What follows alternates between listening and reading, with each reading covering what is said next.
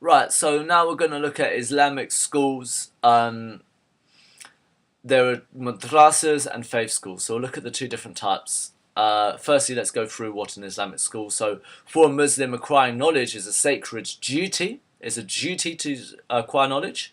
Anyone, good alarm bell should be going off.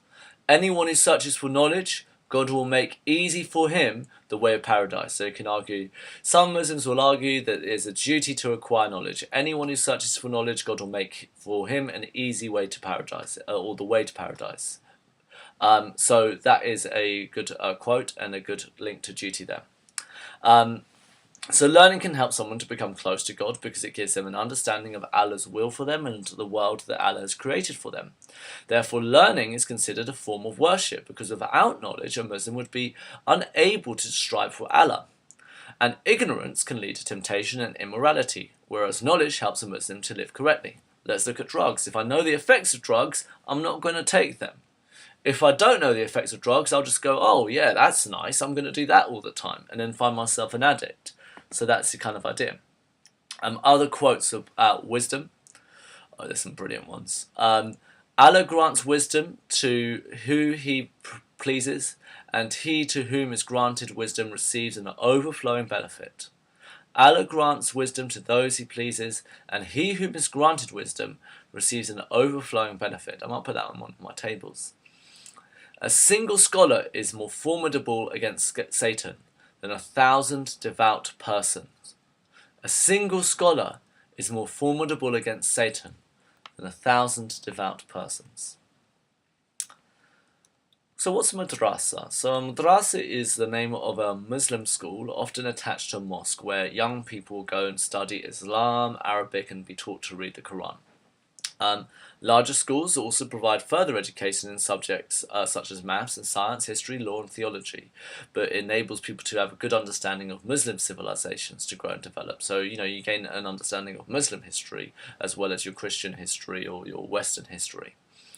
In the UK, a madrasa often has classes with children every evening and over weekends, and boys and girls who attend lessons from the age of 5 until the teens. So often a lot of my Muslim friends and a lot of yourselves or your own Muslim friends who would have not hung out necessarily on a weekend because they're going to a madrasa.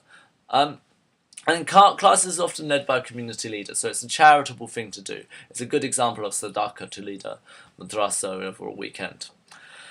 So that's the idea of a madrasa, often led in a mosque. Then what about faith schools? So some parents argue that the government should provide Muslim state schools, i.e. schools that are free to attend, which incorporate Muslim teachings and values into the curriculum in everyday school life. They argue Islam is a way of life, as is Christianity, and some parents are concerned when schools do not provide separate classes for subjects such as PE and sex education. So some Muslim parents might argue, I've got a right to make sure that my child is not told, oh, it's fine to use a condom and have sex outside of marriage. I don't want my son being told this. I want them to be told the Muslim teachings, or at least my conservative Muslim beliefs.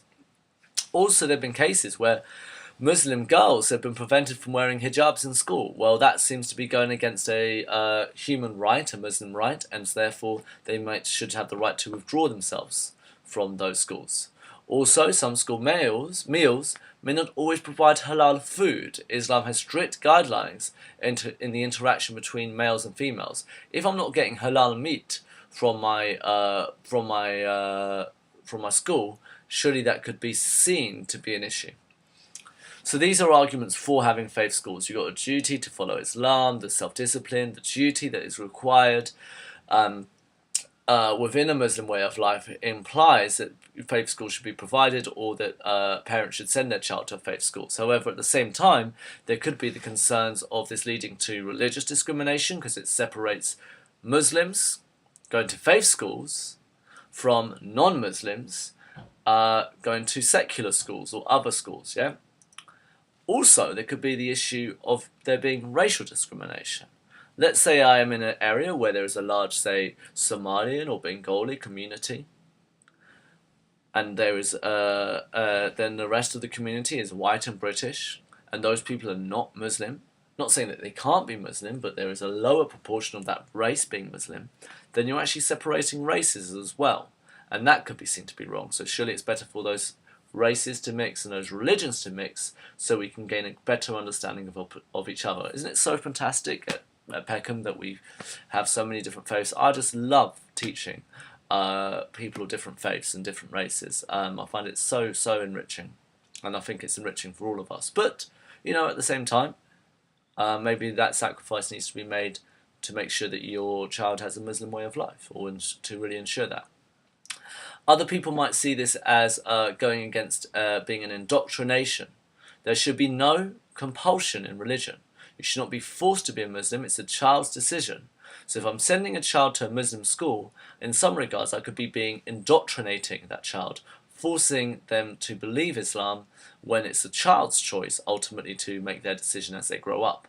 So a faith school, a Muslim school, could be seen to be indoctrinating, as would a Christian school for Christians be seen to be indoctrinating as well.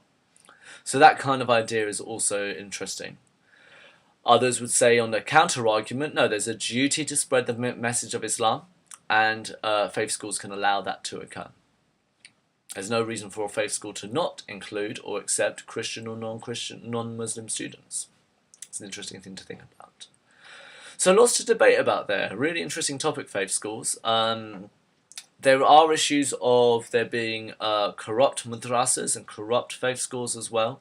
So the insurance, or there have been cases of what have been called Trojan horse faith schools that have led to basically real nasty pieces of work, bad people who say they're being Muslim but ultimately actually breeding Islamic extremism through their schools. Those things have occurred. So a parent might send their child to a faith school, but they want to be wary that that school itself is providing the appropriate moral support, not a rubbish extremist support.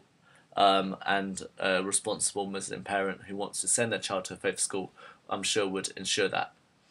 Equivalently, obviously, the case with a secular school, you want to make sure that all the staff are people who you can trust and people who are going to do their utmost for, your child's education. So you could give that as a counter-argument. Lots of different views. Interesting stuff, eh?